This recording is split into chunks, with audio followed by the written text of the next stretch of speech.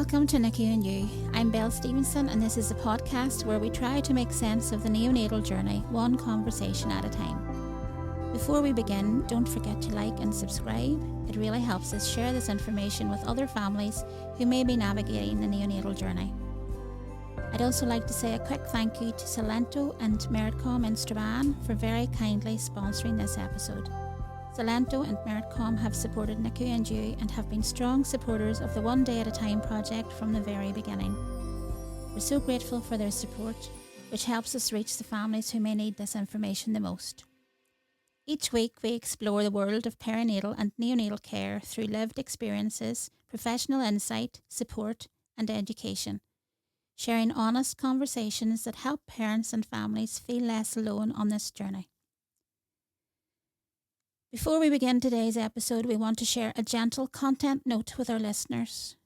Today's conversation includes discussion of neonatal loss and the very real and emotional experiences that families can face during the NICU journey. For some people, particularly those who have experienced pregnancy or baby loss, this episode may be difficult or triggering. Please listen with care and know that it is completely okay to pause, skip, or come back to this episode at another time. Our hope in sharing this story is to honour a beautiful little life and to support other families who may be walking a similar path. Today's episode is deeply emotional and incredibly important.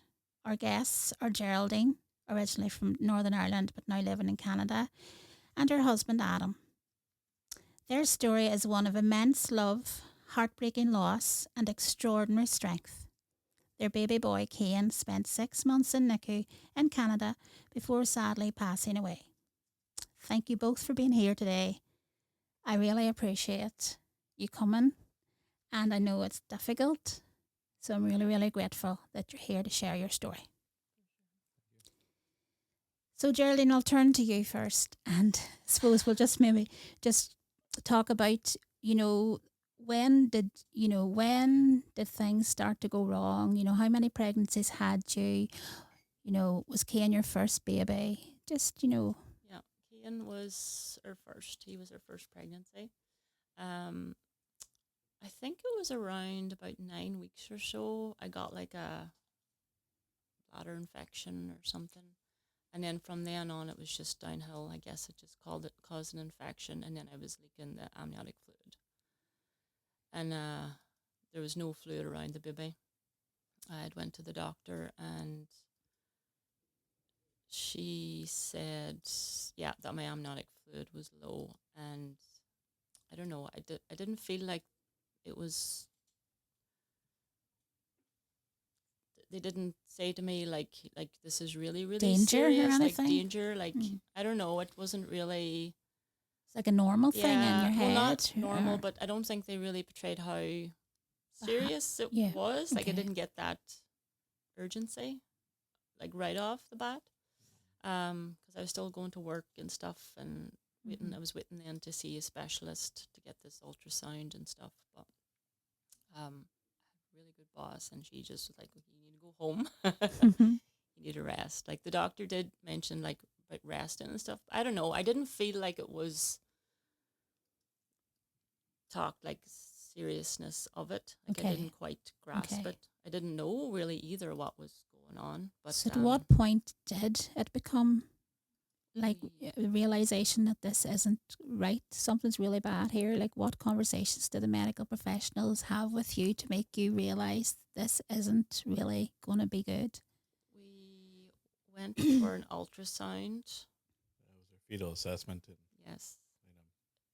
Made a bigger city. Like, we're from a small town, so it's, we have a small hospital, so we get sent in 2 hours away into Winnipeg for any major medical things. So a 2-hour journey, and then this assessment. Then what did they say, Geraldine? So this was around this is around 20 weeks, I think, when I went for that. Yeah, maybe a wee bit before that. But at this stage, leading up to that, from the bladder infection to this, I was leaking amniotic fluid. I was bleeding every day. So that was every time I went to the bathroom. All the time. There was always blood. Mm-hmm. went for the fetal assessment in Winnipeg, and they basically said,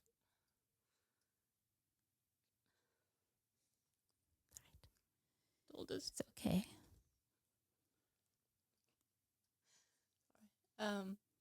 just if we wanted to abort the baby because there was no real future. Like, it wasn't, he needed the amniotic fluid. He needed to stay in for over 23 weeks, first off, for it to be a viable pregnancy. Mm. And with such little amniotic fluid that he wasn't really developing, like his lungs is the last to develop when the baby's in there, so he needed to stay in there a long time. But without all the amniotic fluid, it wasn't kind of helping his development. So that was pretty much like, do you want to abort the baby? But what kind of talked us out of that choice was his heartbeat was so strong.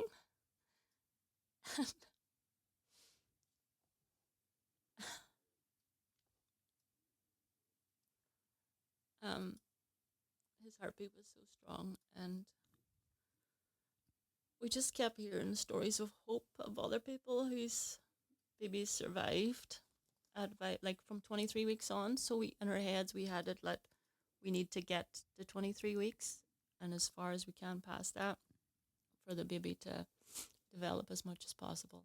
So this stage was 20 weeks, was it? Around that's 20 weeks weeks at this stage. Yeah.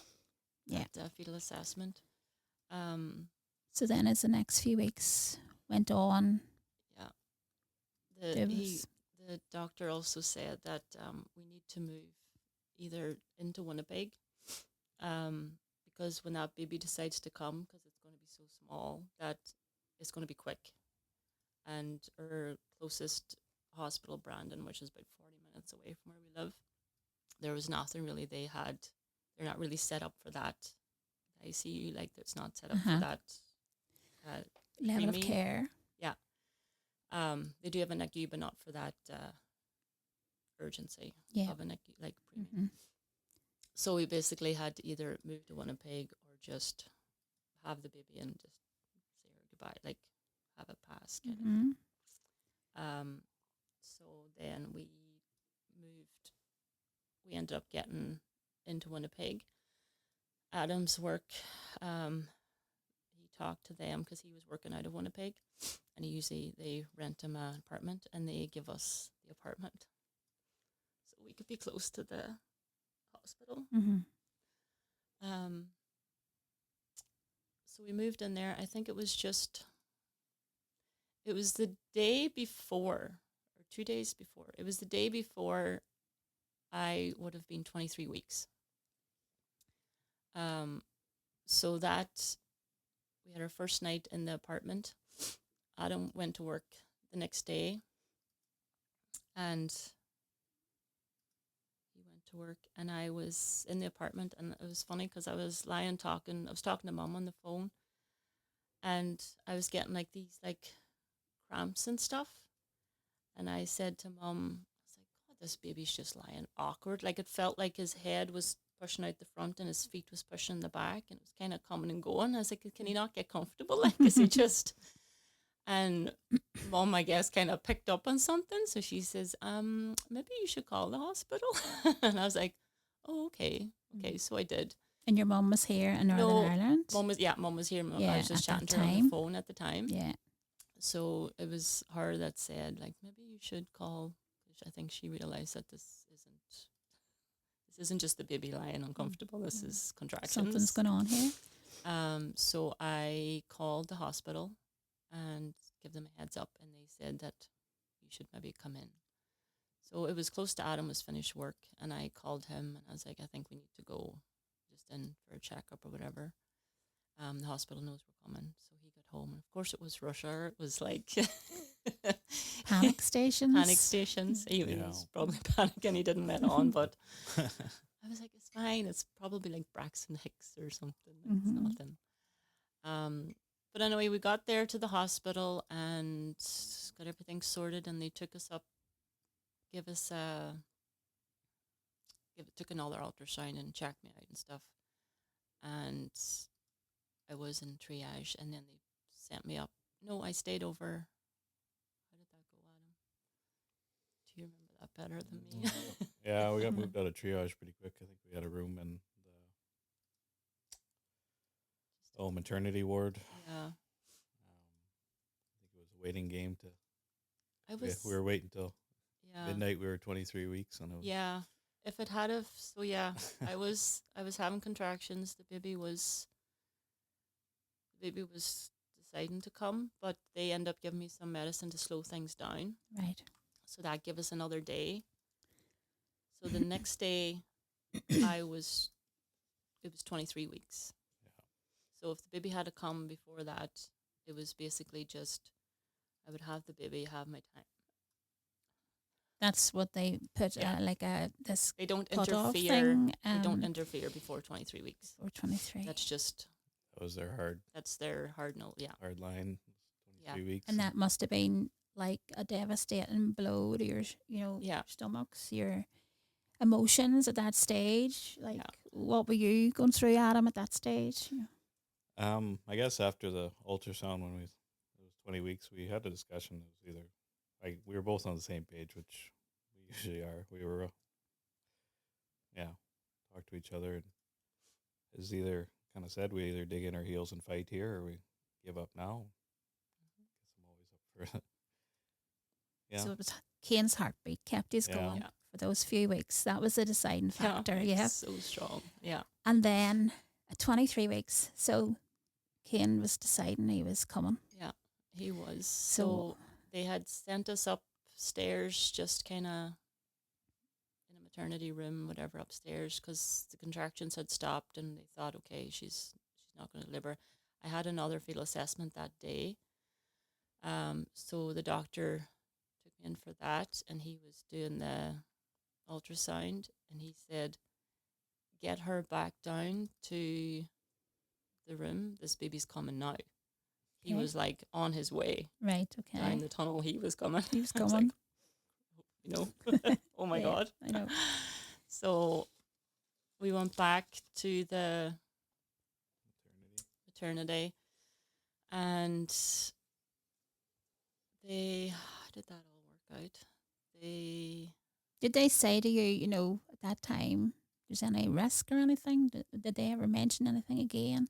Did you just let you progress through? The neonatal nurse came in and talked to us, actually. Wee woman, she came in, and she basically said we had 3 options. So the first option was when Kian was born, we would just have our time with him, and when he passed, he passed. Like, nobody would interfere. The second option, was it 2 options or 3 options? No. Might have been just the 2. Might have been just the 2. Then the other option was, once he came out, the doctors, they would decide then whether they would interfere or whether they would just, depend how he came out, if he had a bit of life in him, or if not, then they would decide whether they would interfere or not. So we said, well, if he comes out with a bit of fight, we would fight with him. And the doctors would do all they could, and the nurses, they would step in. So that's what we decided. So then it was we had to back off on the meds. For me, I just had gas at this stage because we wanted to give him all the chance. The drugs would have made him dopey and stuff. So I had to back off on the meds. So I just had the gas to kind of help me get through the delivery. We went into the delivery room, and there was about 14 people in that room. It was crazy. And there was all these nurses. There was the female doctor that was delivering the baby. And then there was this old gentleman standing at the back of the room. And I remember watching him, who's this guy and why is he standing back there? So anyway, all these people were around, everything was happening. I delivered Kian, and he came out, and he was so strong. He was swinging, his fists were swinging, his legs were swinging. They showed him to me. He looked like a wee alien because he was only 23. So it was crazy to see what a baby looks like at that stage. He came out swinging, and this whole big team came in because they were like, yeah, he looks good. A whole big team of nurses and the NICU nurses and the incubator all was brought in. They all got him in and hooked up, and they took him away.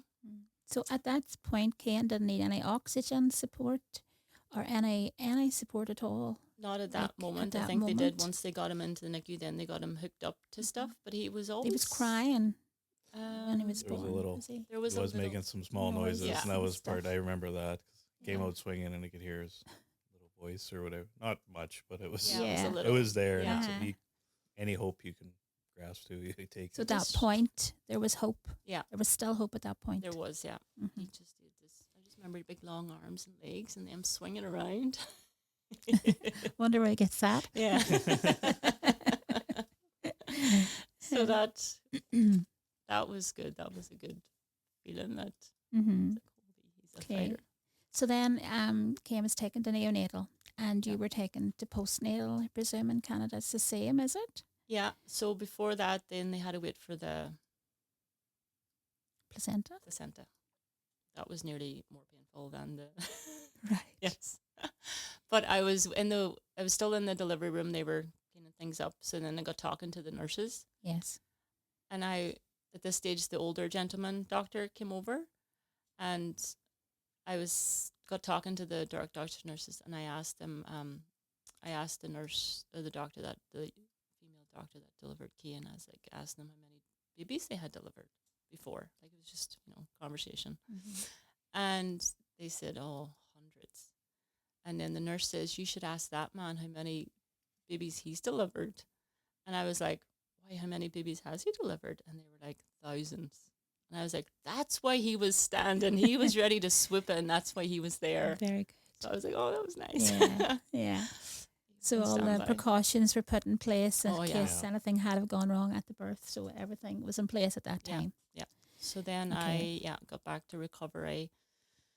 And then I think you got to go. They had him in from the delivery room. They took him basically next door to basically stabilize him for transporting. It's actually the way the hospital is. There was between the NICU and the maternity ward was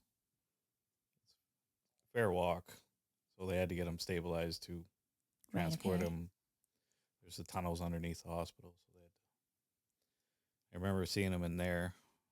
They were stabilizing him.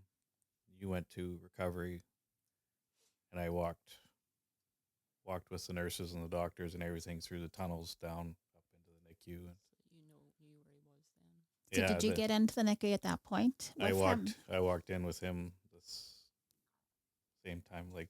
Yeah, and at that point, Adam, you were full of hope. Yeah, it was. Yeah, it was all a lot to take in. Yeah. Okay, so then when did you first see Kian, Geraldine after that? It was probably a few hours after that when they got cleaned up and stuff sorted, and then they got me in a wheelchair, and then you took me over? I took you over. You took me over because you knew where you were going, so you took me over. And I remember going into this room and these big machines, like it was crazy. It was like a spaceship nearly, all these buttons and beeping and all these, everything hooked up to this big incubator. And what did that feel like for both of you? Those sights and sounds. And at the same time, it was our first baby. And like, I know that that's not the norm for how babies are born, but at the same time, we had no other experience, so it was so you were going with the flow and just going with the flow, doing what you had to do. What about the noises? The beeping and that? The beeping stayed still with my still with you? So what about you, Adam? Yeah, that beeping's very triggering now. Even just being in with our other two children and hearing monitors, and everything's okay. Yeah, like both other kids were fine, and but you hear that and brings it back. Yeah. for sure. So then, when did you first get your first cuddles? Did you get to work with him? The first, it was days before we even got to touch him. Yeah. It was so delicate. Because that first 72 hours is those are the toughest, like, because those are like, yeah. That was our first hurdle, right? Was the Yeah. kind of went from one battle to the next. So our first hurdle was that 72 hours. So it was okay. Here's 72 hours. We have to get through this. Okay, so then we got through that. Got through that, and were able to hold him a little bit. You could touch him and feed him. Got to feed him like some of my breast milk on a cotton bud, Mm-hmm. just like clean his mouth Mm-hmm. with care. I think that was day 5. Yeah. First 4 or 5 when he first got that. I don't think I really got to hold him till it might have been 20 days when he was. It's a long time. Yeah. Yeah. Yeah. What got you both through those 20 days to that point? What got you through there? Each other. Yeah. Each other. Very good. And just being honest and open and talking about it. Yeah. And did you reach out to the nursing staff, while you were in the unit? We had really, really, really good nurses. They were fantastic. They just became like family nearly, because we were there every day. They were looking after Kian during the night, and just it felt okay to leave him. You felt safe. He was in great hands. Never doubted them. Was there any mental health support provided at this time, or any kind of? I know there's probably parent groups and stuff like that, maybe, there was a parent group. I guess for me, I would have talked a lot to the nurses that were looking after Kian on whatever days. Mm-hmm. It depended, different nurses every day. They did try, when they were doing like the rota and stuff for the babies, they would try to keep the same nurse on for like 2 or 3 days. Consistency. Yeah. So then we got our favorite nurses, and they sometimes fought over who got Kian, because they would fight over him. Yeah, he was one of their favorites. Yeah, he was special. There was a parent group, but even just the other parents, I got to know the other parents, and we got to talk to them, and got close to them, and they helped. Share fears and stuff with you too. That's good. Yeah. So then you got through the first 20 days, and Adam, as you say, that was the first kind of hurdle, maybe. Yeah. Well, not the first, but another one. Then what happened? When was the next signs of anything? Or medical professionals giving you any no hope or little hope? I guess one of the things that sticks with me was he wasn't that long until he didn't need he could keep his temperature. Okay. So he didn't really need that. The heat in the incubator? Stuff. Like, he was pretty good. Yeah. Yeah, with the top off and stuff. He ate well. Like, he was always a good. Like, whenever they were the feeding protocol, like, we always hit those marks. Yeah. So you felt like you were gaining ground. Yeah, you were getting closer. And you knew it was a long road, and you knew we're not getting out of here in 20 days or a month. It was a long haul. But you were preparing inside in your heads, home someday. Yeah. Okay. So then over the next few weeks, months, things continued on as per they were. At what point did things take a change? There was a couple of things that one of them was he had the hole in the heart, like the PDA. Yeah, yes, that's the one. It was pretty funny, actually. They were talking about doing. Sorry, my words are not coming to me. Did they talk about surgery? Surgery, that's the one. We were talking about doing a surgery to repair this PDA. Yeah. And the doctor at the time was, they were giving him some meds to think that would maybe help it. We met with the surgeon and everything, and she was explaining the procedure, and she sat down with us and told us what all would happen, and they were preparing for surgery in the next couple of days. The next day, they took the scan, the x-ray. I was actually in the parent room, or like the waiting room, kind of. It wasn't in the NICU part, but the doctor was walking in the hallway, and he was talking about Kian, and he was like, "It's a miracle. It's repaired itself. It had fixed itself, so they didn't need to do the surgery," because that was concerning to go through the surgery, because he was still pretty small, and so that was. And what stage was that at? How many weeks would it have been then?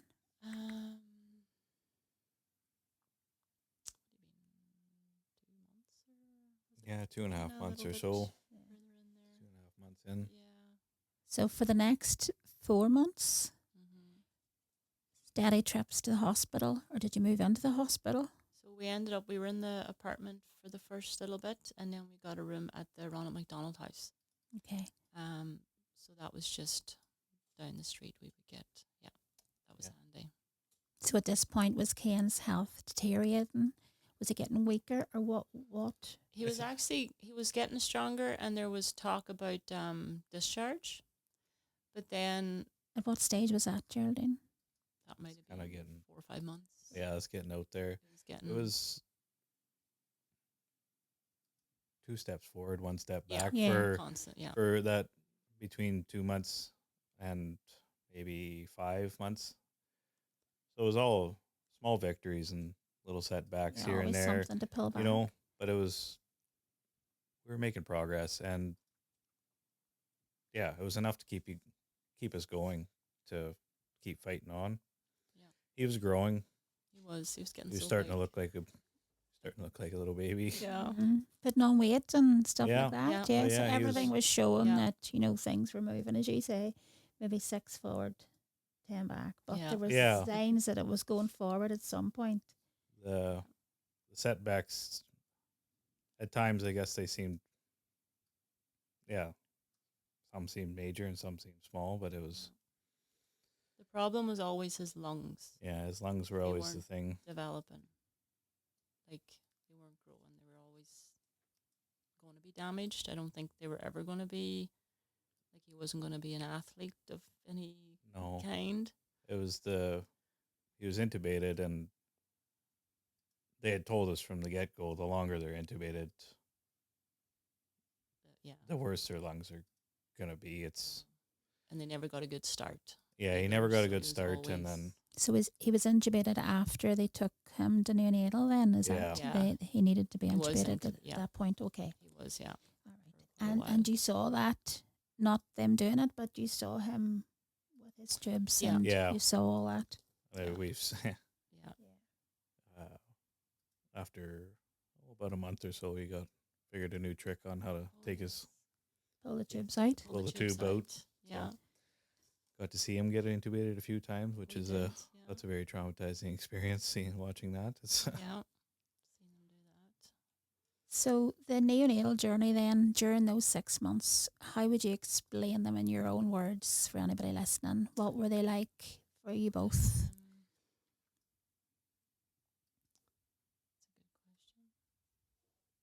It was all very... It was scary, but the nurses we had really good nurses, and that helped a bunch. We just got to know them so well because we were in there so long, and they were always looking out for us. They all loved Kian, so they were always fighting to look after him.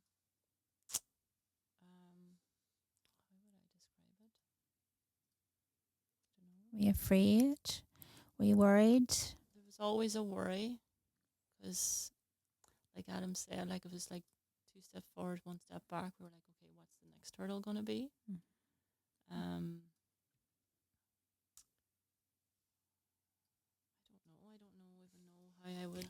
Would they have explained, on the journey, the medical professionals, like doctors and that, consultants, would they have came and kept you updated and explained how the lungs were doing and, how so things were? Yeah, every morning the doctors did their rounds and they would come by us every morning. We would always be there for doctor's rounds, and they would talk about the baby and the plan for the day and if there was any x-rays and stuff needed, and then they would come and talk to us and show us and explain to us whereabouts he was, what was going on.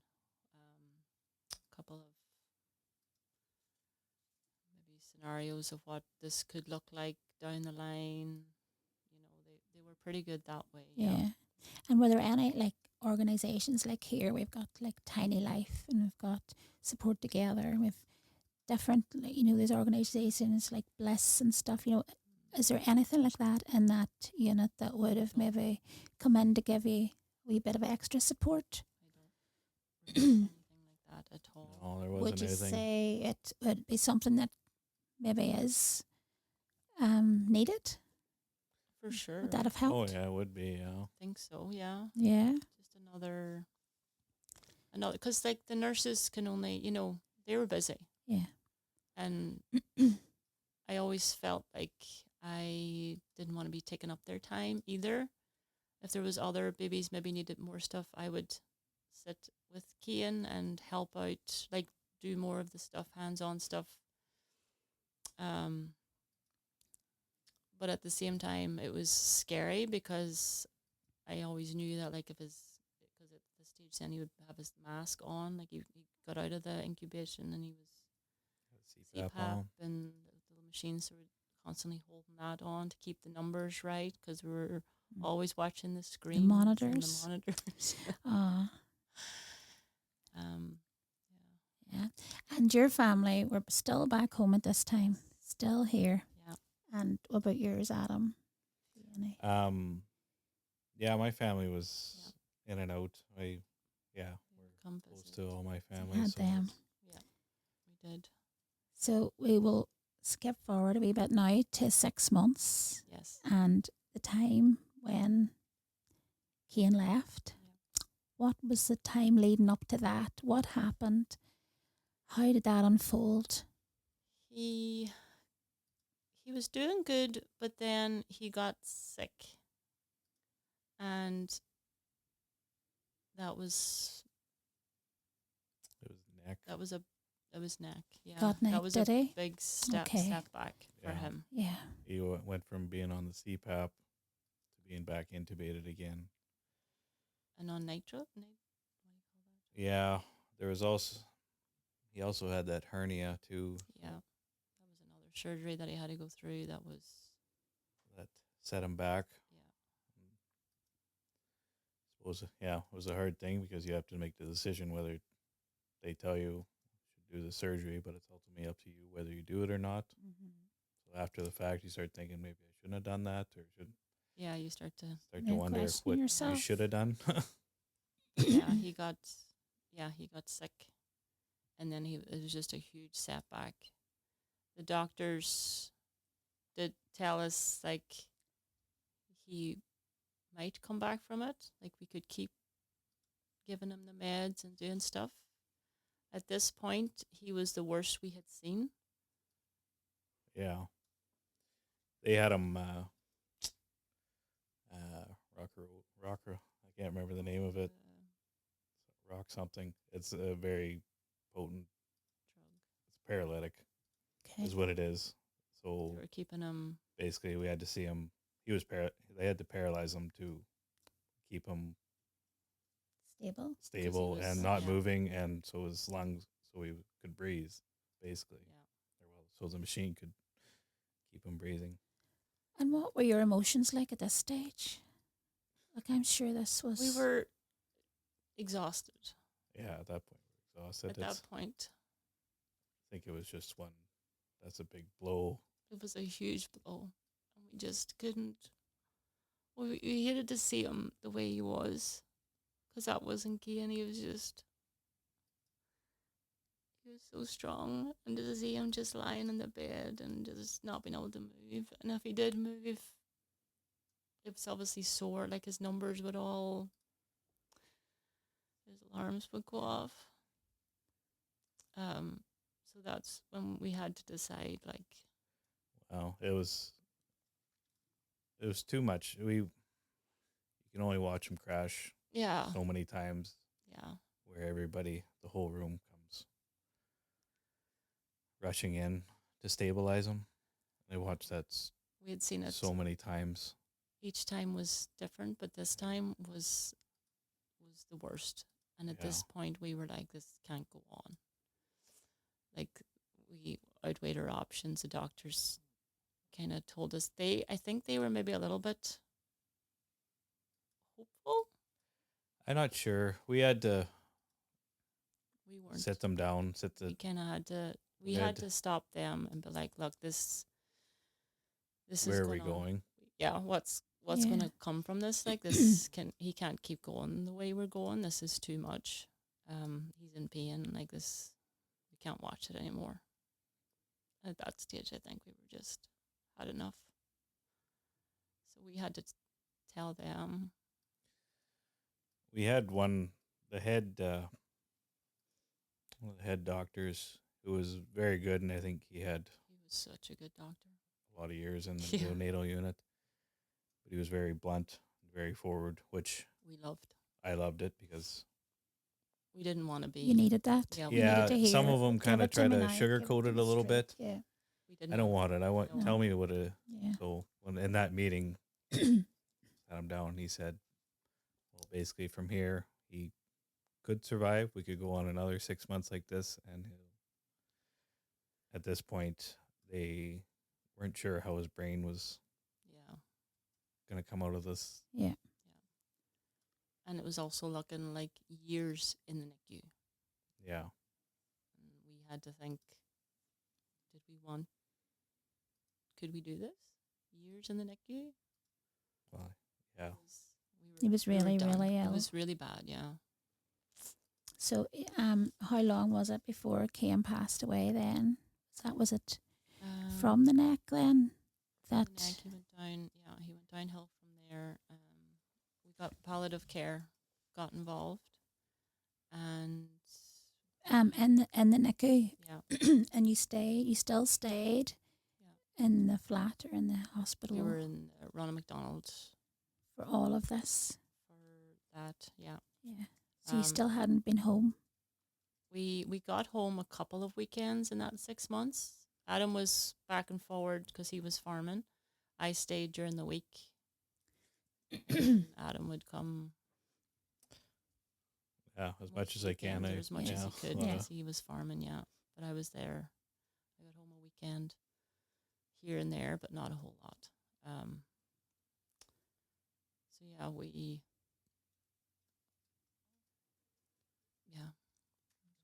And I suppose the really difficult part now is when he passed. Yes. Did you get to hold him and were you able to say your goodbyes? Yeah. So we got moved into a room on our own, just with a bed and stuff, and we just lay with him and held him. Yeah, he passed with both of us laying beside him. Yeah. Did you get any mental health support for that? Was there anything given to you at that time? I did see a therapist for a bit after that. Did that help, Geraldine? It did. Yeah. Yeah. We also made really good friends with a couple in the NICU that actually lived in our local village. They were going through their baby was in the NICU as well at the same time with different issues. And we got close with them, and they have been a big support, strength. Support, yeah. But your greatest support, your greatest strength came from each other? Yeah. Is that right? Yeah, for sure. We were always, So I suppose now I'll ask you first, Geraldine, as mum. Mm-hmm. What message would you want other parents facing any of this neonatal loss, trauma, any of it experience? What would you want them to hear today from the bottom of your heart? What would you tell them? I would like to say it does get better a little bit. It gets a little bit better to deal with, but it helps to talk about it, to find your people, that you can just be like yourself and say the things. You don't have to hold back things, because I have those people, and I can be brutally honest on how I'm feeling, and it helps. Talk about it. Okay. And Adam, what would you say to someone as dad? Because dads don't always talk about things like this. Don't. So he likes to work. It's working out. Work. It does help. But what would you say to other dads out there that are really struggling? You know what you went through. Part of you may have been silent. What would you say to them? It's just be present with your partner. You and your partner are the ones going through this, and nobody else can feel the way that you or your partner are feeling. You can have those conversations and laugh, cry, do whatever.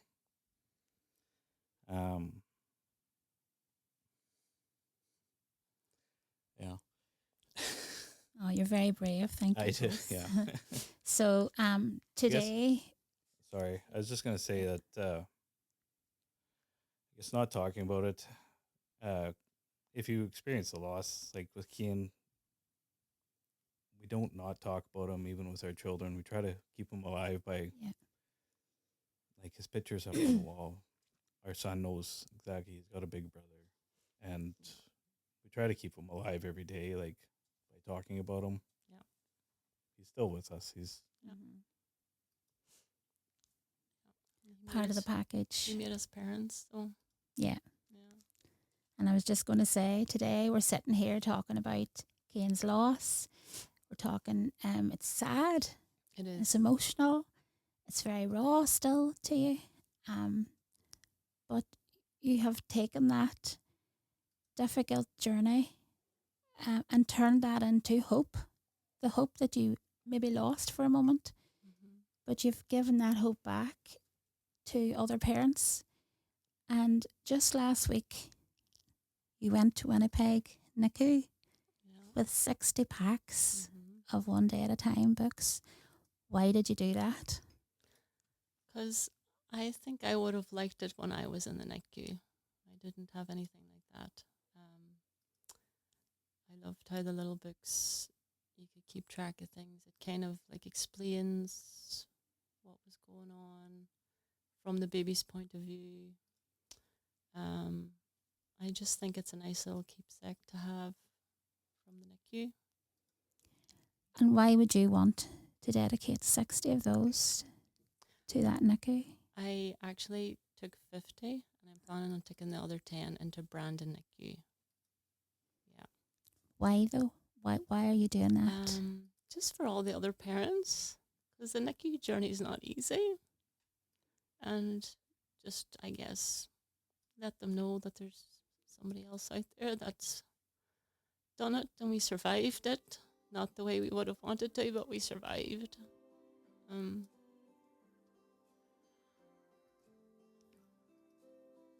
Yeah. Thank you. Thank you both. This has been a really difficult conversation. But today we honour the memory of beautiful baby Kian Campbell. And we dedicate this episode to his memory. Though his life was short, his impact is profound.